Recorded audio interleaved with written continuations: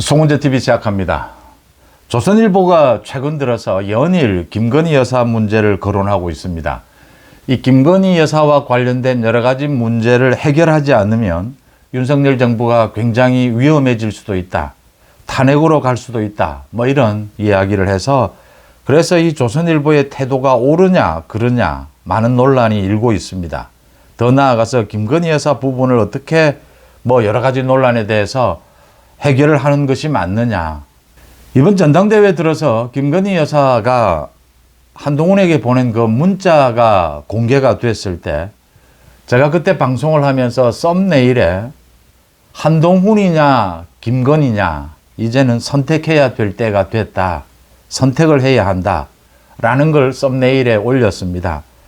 그러자 제 송은재TV의 이 시청자분들 또 구독자분들 또 이 멤버십의 회원분들 여러분이 이걸 가지고 한동훈이냐 김건희냐 선택을 해야 한다. 이렇게 보는 시각이 참 이채롭다. 이렇게 볼 수도 있구나. 이런 말씀들을 해 주셨습니다.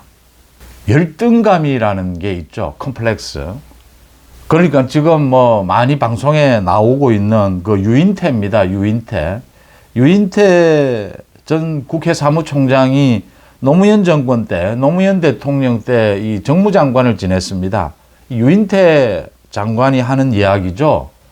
이 노무현 전 대통령과 토론을 많이 했는데 유인태도 뭐 토론하는 걸 즐기고 노무현 전 대통령도 토론을 하는 걸 즐긴다.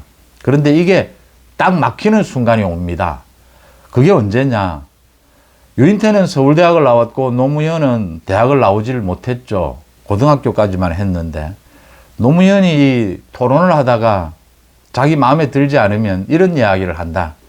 그래 뭐 대학 나온 사람들 서울대학 나온 사람들은 그렇게 생각하겠지만 나는 뭐 상고를 나왔기 때문에 그렇게 생각하지 않는다. 이렇게 이야기를 해버리면 대통령이 그렇게 이야기를 해버리면 더 이상 이젠 토론도 되지 않고 대화가 되지 않는 것이죠. 유인태가 그런 이야기를 한 기억이 있습니다.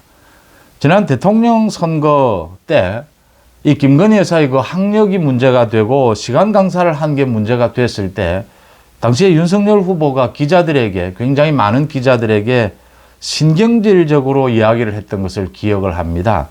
시간 강사 전국의 대학에 뭐 시간 강사 그 대충 그렇게 뽑는다. 그 뭐 그렇게 중요하냐라는 식으로 이야기를 했습니다. 그래서 뭐 전국에 또 시간 강사 연합회로부터 많은 비난을 받기도 했습니다.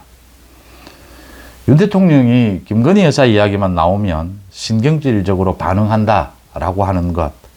김건희 여사 이야기는 뭐 그동안 지난 2년 동안 소위 금기시 되다시피 했습니다. 어느 정도 금기시가 되느냐? 김건희 여사와 관련되는 뭐 많은 이야기들이 나오고 있습니다. 제 주변에도 김건희 여사와 통화를 한다. 김건희 여사와 뭐 직접 이렇게 연관이 되어 있다.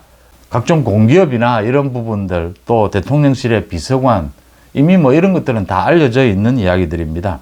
대통령 선거 때도 김건희 여사가 팀을 구성을 해서 굉장히 많이 활약을 했고 그 이후에 이제 인사에도 개입을 하고 정무적인 판단을 하고 있다. 이게 뭐 모두 확인이 되고 있습니다. 이번 한동훈에게 보낸 그 문자에도 그런 이야기들이 다 나옵니다. 뭐 댓글팀 이야기도 나오고 그러니까 김건희 여사가 가방을 받으면서 뭐 정무적인 이야기 하는 것들, 인사 이야기 하는 것들 다 나옵니다. 또 뭐 대통령 선거 때 그 유튜브를 하는 사람과 8시간에 가깝게 통화한 내용도 모두 공개가 되어 있습니다. 그 공개가 되는 것도 문제지만 그 내용이 언제나 문제가 됐습니다. 그때도 윤석열 후보가 이 김건희 여사가 그동안 좀 외로웠던 모양이다 이렇게 하고 넘어갔습니다.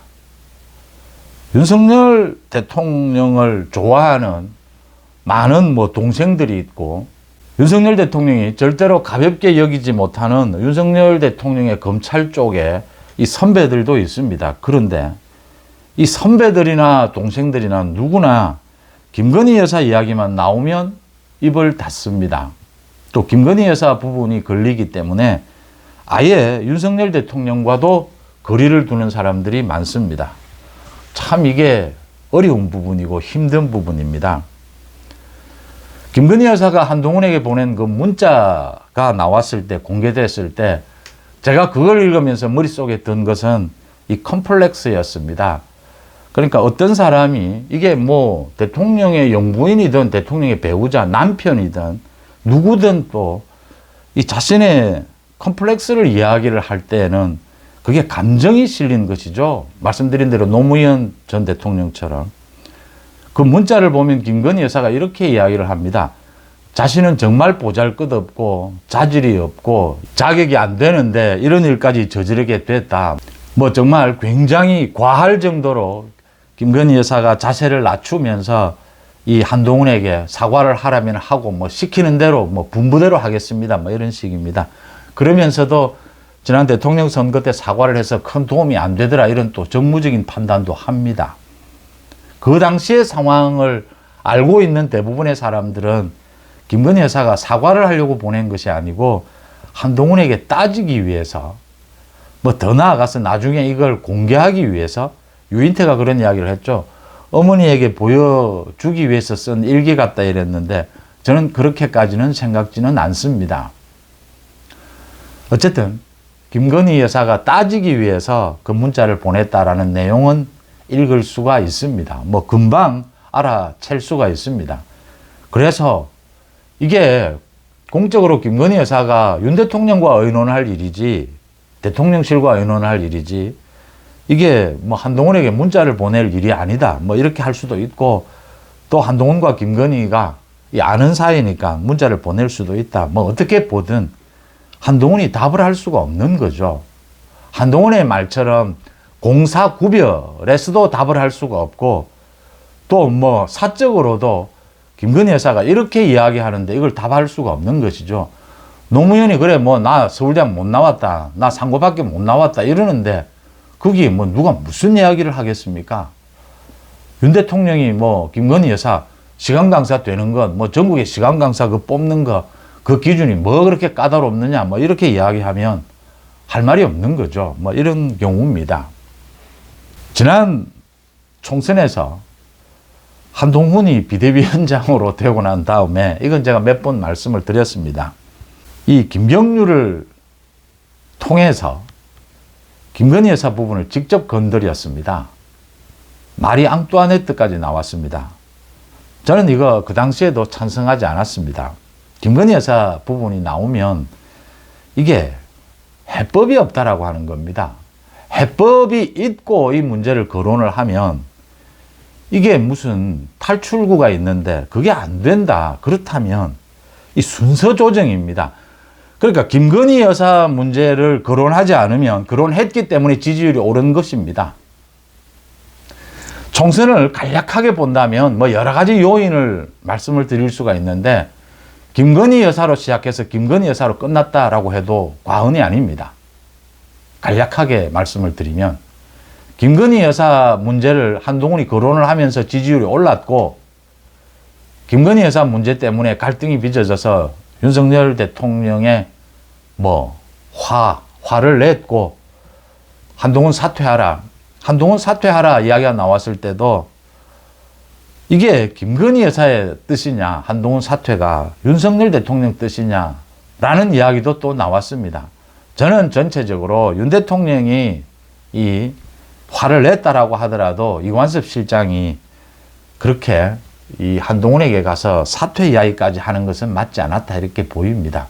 정치에서 참 어려운 게 이 중간에서 이 대통령 비서실장이 대통령의 말을 바꿀 수는 없습니다.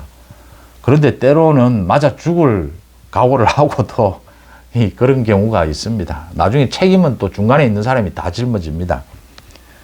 그래서 한동훈이 기자들에게 사퇴하라 하는데 나 못하겠다 뭐 이런 식으로 나오는 그때는 뭐 김건희 부분으로 한동훈이 뭐 첨예하게 이렇게 대립할 때입니다. 그때 날아온 문자에 소위 뭐 이런 컴플렉스성 이야기를 하게 되면 이걸 어떻게 답을 합니까? 뭐 사적이든 뭐든 또 공적으로도 이걸 답을 해서는 안 되는 것이고요. 김건희 여사가 정말 이걸 뭐 해결할 생각이 있었다면 뭐 윤 대통령과 매일 만나게 되는데 협의를 했겠죠. 이제 이 부분입니다. 이게 지금 윤석열 정부의 뭐 가장 큰 아킬레스건입니다.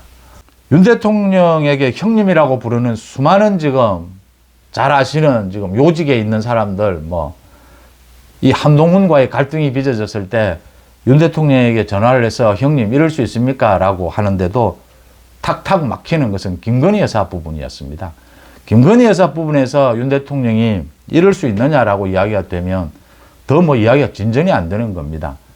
윤 대통령이 절대로 외면할 수 없는 윤 대통령의 검찰 선배들, 어마어마한 대한민국의 선배들도 김건희 여사 부분이 있어서 2년 전부터 아예 윤 대통령과 어떤 이런 협의를 하지 않는 사람들이 거의 대부분입니다.